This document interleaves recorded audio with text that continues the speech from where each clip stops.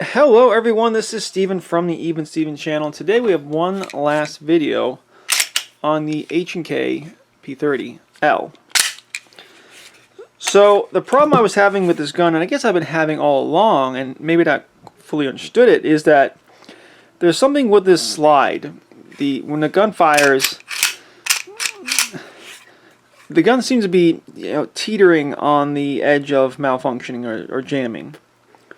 And I guess depending on the brand of ammo that I use, the gun would be more likely to malfunction than other times. So I did a couple of things. First of all, I did the thing where you just kind of like lock the slide back, leave it for a day or two. That's something you can do to brand new guns to kind of break them in a little bit and kind of work that recoil spring a little bit. It's not something that you should do with a gun that has 1,000 rounds through it, but I did anyway. And I also that off. Took the recoil spring,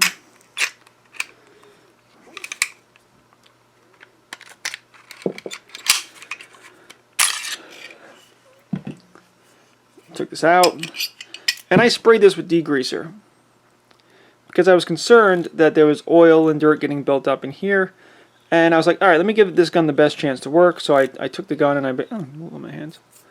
I sprayed with degreaser to get all the grease out of there. Brake cleaner, just automotive brake cleaner. Sprayed it in there, and it actually did a pretty good job of getting out whatever was in there. So I took the gun to the range, and I was still having problems. Still the occasional malfunction. I mean, don't even try to put this on here. Still the occasional stovepipe. Just wasn't working all that well. So then I went out and I bought some 124 grain ammo. Oh, alright. That's not supposed to happen. The right slide release fell off. We'll just leave it off. So you don't actually have to use the right slide release. You don't have to put it on there if you don't want to. It appears that it'll work fine without it.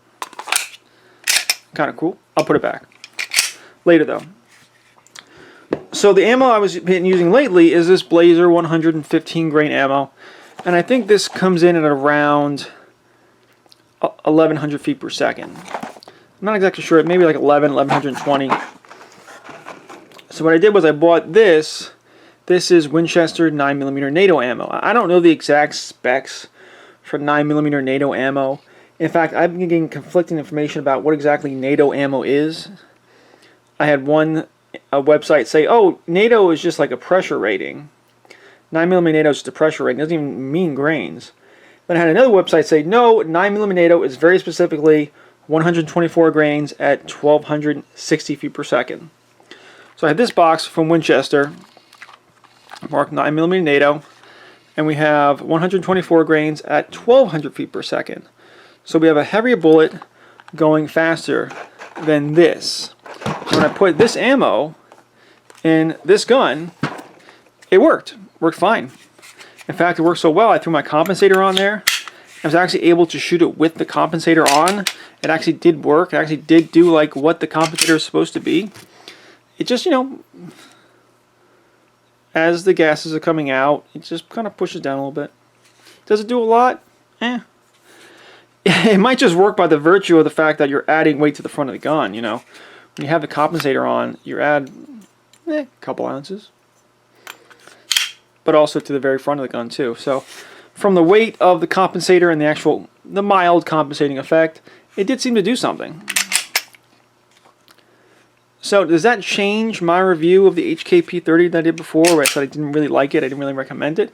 No, it doesn't, because I still don't like the fact for a kind of like a duty handgun or a combat handgun, the gun is very specific. At least this example of gun is very finicky to the kind of ammo you use. And if you use ammo that's too weak, it's not going to run it.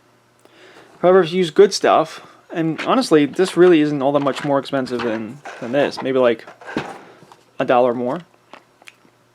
I still just don't like the fact that I have to use specific loads of ammo in my handgun, or else it's not going to work. So this HK P30L V1 is going to go up for sale. I guess I should put that back in. Put that slide release back in.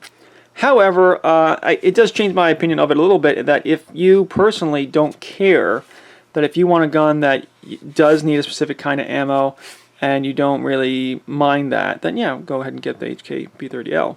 However, for me personally, this is going to be my last video on this gun. So this is Steven from the Even Steven channel. Please don't like, share, and subscribe. If you have questions, leave them in the comments, and I will see you next time. Thank you, and goodbye.